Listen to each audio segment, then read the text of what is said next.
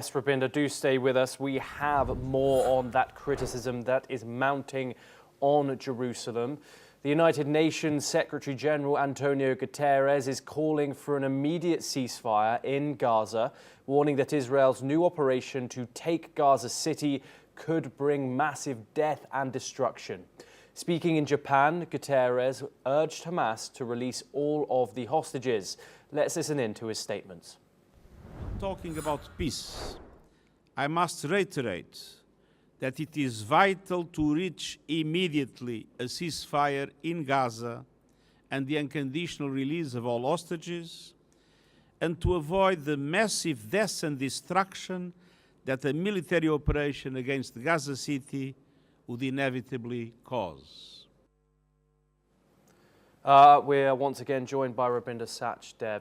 Rabinda, as we've spoken about this, pressure is mounting on Israel. The world is furious in some circumstances, and condemnation from allies, traditional allies of Israel, of course.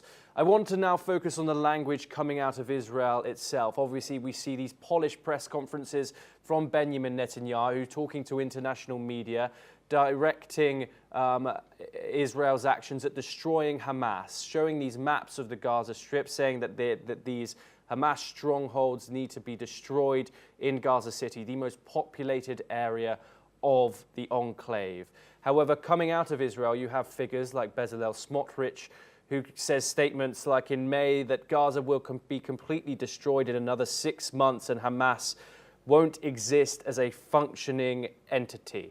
When you see these statements coming out of Israel, what does that say and reveal about some of the Israeli government's true intentions, given the actions reflected that the Israeli military is committing? I mean, Israeli government's direction ahead is very clearly seen in the statements of the far right leaders, who seem to be the ones charting the map. Netanyahu is going along with them totally, or either Netanyahu himself wants it also. Of course he wants it himself also. Otherwise, see, no person can stand up for any cause for so long as he's doing unless he himself believes in that. So even though the far right is the one publicly saying that we will eliminate, take out Hamas and all, Netanyahu is just using slightly, I think, softer, politer language, but that's what Netanyahu wants.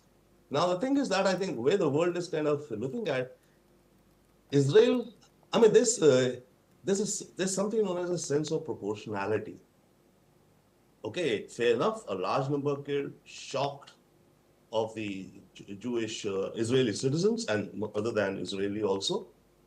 But Israel's responsible has been disproportional to an amazing extent. I mean, that's where Israel stands in the dock in terms of what it is doing with humanity apart.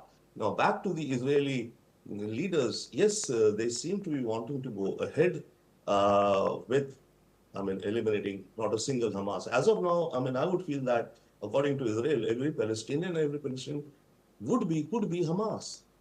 Even if not, there's a range. People who have sympathy. We say 60,000 killed. There must be at least 100,000 more who have been wounded, lost a leg, lost an eye, something. Right? There must be another 100,000 who've lost something else. And then each of them who's been killed has a brother, wife, son, daughter, whatever.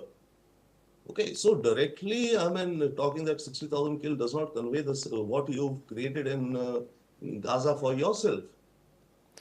So, that's what they are, I think, facing. But fine, they're proceeding ahead. All the best to them. Everyone is right. You are right to it, what you think. Yes, Rabinda, do stay with us. We have further updates from the region. On the other hand, Israel's Strategic Affairs